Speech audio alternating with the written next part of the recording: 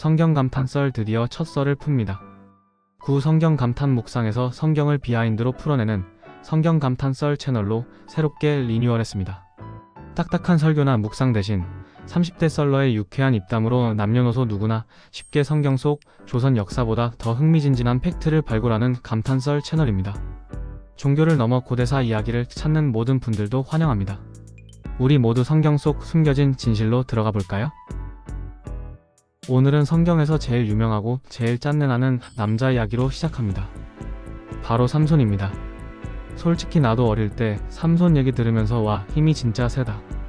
와, 저 머리빨은 도대체 뭐냐? 이 생각만 했지.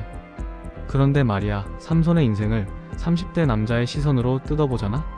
힘만 센 바보는 기본이고 이성 문제 때문에 인생을 통째로 말아먹은 초특급 짠내남이 따로 없어.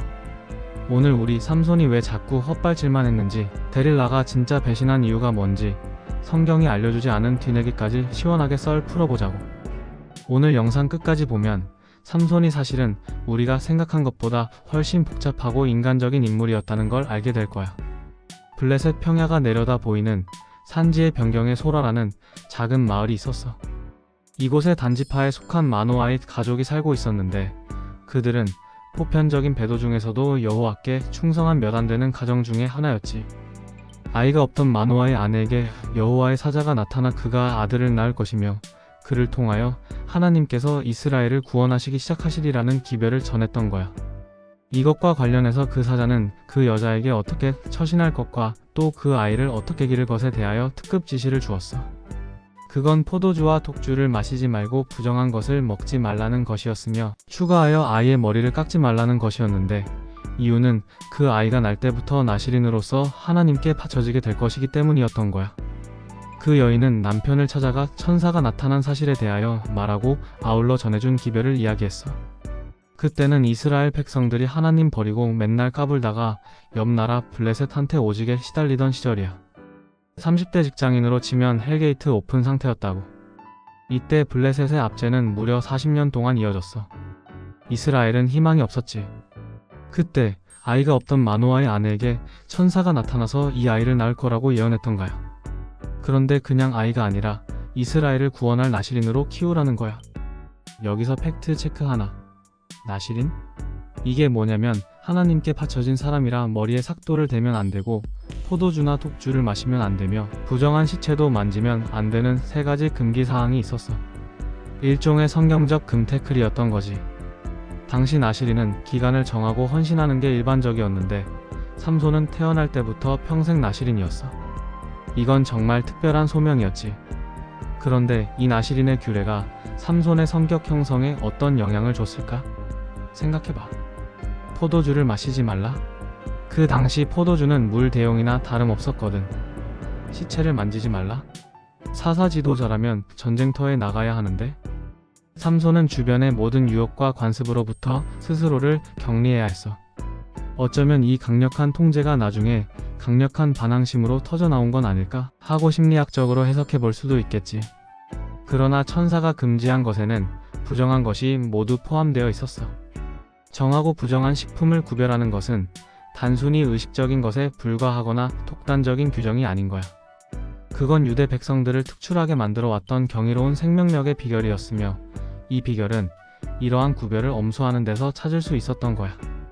그러기에 이스라엘의 구원자가 될 그에게 어릴 때부터 엄격한 절제의 훈련을 지키도록 지시하셨던 거지. 삼손은 태어날 때부터 금수저가 아니라 이게 나중에 삼손 인생을 꼬이게 만든 핵심 트리거가 됩니다. 자, 그럼 삼손이 어떤 여자들 때문에 인생을 내던졌는지 3번의 연애 썰 시작해볼까? 삼손이 장성했어? 그런데 이 남자가 보는 눈이 영광이야. 딴 여자도 많은데 하필 블레셋 땅에 가서 거기 여자를 찜해버립니다. 아빠 엄마가 기겁을 하지. 야, 왜 하필 할례도 안 받은 블레셋 여자냐?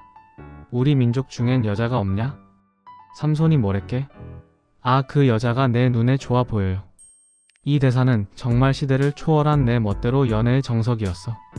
그런데 성경은 여기에 놀라운 팩트를 하나 흘려줍니다. 하나님께서 블레셋 사람을 칠 기회를 찾고 계셨는데 삼손이 블레셋 여자를 고집하는 게 바로 하나님의 뜻을 이루려 하심이었다는 거지. 결국 삼손은 그 블레셋 여인과 결혼을 하였고 결혼 잔치에서 이스라엘 하나님을 미워하는 자들과 친밀히 교제하면서 부모님의 시름은 더 커져갔지만 사실은 이스라엘 해방을 위한 하나님의 거대한 계획의 한 조각이었던 거야. 이걸 알고 나니까 좀 짠하지 않아? 내 실수도 알고 보면 하나님의 계획이었나 싶기도 하고. 게다가 이 결혼식 가는 길에 삼손이 겪은 일은 더 기가 막혀. 길에서 사자를 만나 맨손으로 찢어버리는 일이 발생한 거야. 그런데 며칠 뒤에 가보니 그 사자 시체에 꿀벌들이 집을 짓고 꿀을 모아놨어. 삼손은 그 꿀을 먹고 부모님께도 드렸지. 여기서 문제가 생깁니다. 삼손이 시체에서 꿀을 취했잖아? 나시린의 규례 중에 부정한 시체를 만지면 안 된다는 것을 사실상 어긴 겁니다. 하지만 성경은 이 사실을 침묵해. 아마도 블레셋과 싸우기 위한 불가피한 일로 해석했겠지. 아무튼 이 꿀을 가지고 결혼 잔치에서 수수께끼를 내는데 딥나 여자가 남편 삼손에게 징징거리며 졸라서 결국 수수께끼 정답을 알아내고 블레셋 친구들에게 흘려버려. 삼손은 열받아서 난리치다가 결국 첫 결혼은 파경을 맞고 장인어른에게 여자를 뺏겨버립니다. 첫 연애 대실패. 이 일이 이스라엘과 블레셋의 전쟁의 불씨가 됩니다. 첫 번째 결혼에서 호되게 당했으면 정신 차려야지. 이번엔 더 심합니다. 블레셋의 도시 가사 가저에 가서 기생에게 들어갑니다. 여기서 시대적 배경 팩트 하나. 당시 가사는 블레셋의 5 주요 도시 중 하나였고 이스라엘에게는 척대적인 군사 요충지였어. 삼손이 이 적진 한복판에 간 건 군사적인 도발로 해석될 수도 있지만 내가 보기엔 그냥 정신 못 차리고 여자를 쫓아간 거지. 이걸 블레셋 사람들이 알았겠어? 몰랐겠어? 알았지. 웬 떡이냐 하고 도시 문을 꽉 잠그고 밤새도록 기다립니다. 아침에 해만 뜨면 놓치지 않겠다는 각오로 말이야. 이들이 문을 잠근 건 삼손이 성벽을 넘거나 땅굴을 파서 도망칠 거라곤 상상도 못했기 때문이야. 그저 평범한 범죄자 취급을 한 거지. 그런데 우리의 삼손이 누구야? 그냥 힘센 바보가 아니라 가끔은 신들린 피지컬을 보여주는 남자거든. 새벽녘에 일어나서 도시 문짝, 문설주, 빗장까지 통째로 뽑아서 어깨에 짊어지고 그걸 헤브론 산꼭대기까지 가져다 놓습니다. 여기서 역사 팩트 하나. 가사는 당시 블레셋의 가장 주요한 요새 도시 중 하나였고 헤브론은 이스라엘 영토 깊숙한 곳이야. 삼손은 약 60km가 넘는 거리를 도시 문짝을 짊어지고 걸어갔다는 이야기거든. 이건 단순한 괴력이 아니라 블레셋의 자존심을 이스라엘의 심장부에다 갖다 버린 초특급 도발이었던 거지. 이 사건 때문에 블레셋은 삼손을 단순한 영웅이 아닌 국가 안보를 위협하는 테러리스트로 규정하고 현상금을 걸기 시작합니다. 이때부터 삼손 잡는 것에 진심이 됩니다. 드디어 최종 보스 데릴라입니다. 이 여자는 앞선 두 여자와는 차원이 달랐어. 블레셋 사람들의 수뇌부 방백들이 직접 나섰거든. 돈을 들고. 자, 여기서 경제 팩트 하나. 블레셋 방백들이 데릴라에게 제시한 금액이 얼마냐? 은 1100세겔이야. 각 방백들이 은 1100세겔씩 주기로 했다는 거지. 방백이 총 5명이었으니까 데릴라가 약속받은 돈은 총 은 5500세겔입니다.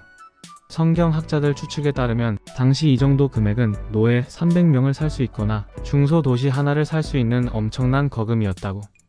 데릴라는 삼손을 사랑해서 접근한 게 아니라 아주 고도로 계산된 작업을 걸었던 겁니다. 데릴라는 사실상 블레셋의 국비 프로젝트를 수행한 고액 용병이었던 거지. 삼손은 이런 여자의 끈질긴 공세 앞에서 3번이나 거짓말을 늘어놓다가 결국 4번째에 항복해. 여기서 가장 중요한 팩트는 이거야. 데릴라가 삼손의 머리를 깎았을 때 삼손이 힘을 잃은 이유를 성경은 여호와께서 자기를 떠나신 줄을 깨닫지 못하였더라고 기록합니다. 힘의 원천이 머리카락 그 자체가 아니라 머리카락을 깎지 않겠다는 하나님과의 약속, 나시린의 규례에 대한 순종이었던 거지. 삼손은 육체적인 약속만 어긴 게 아니라 하나님과의 관계를 잃어버린 거야. 앞서 사자 시체에서 꿀을 먹을 때 규례를 어겼지만 그때는 하나님이 눈 감아주셨어. 하지만 이번엔 고의적으로 자신의 연인을 통해 하나님의 약속을 조롱한 거나 다름없었지. 하나님은 더 이상 그를 묵인할 수 없었던 겁니다.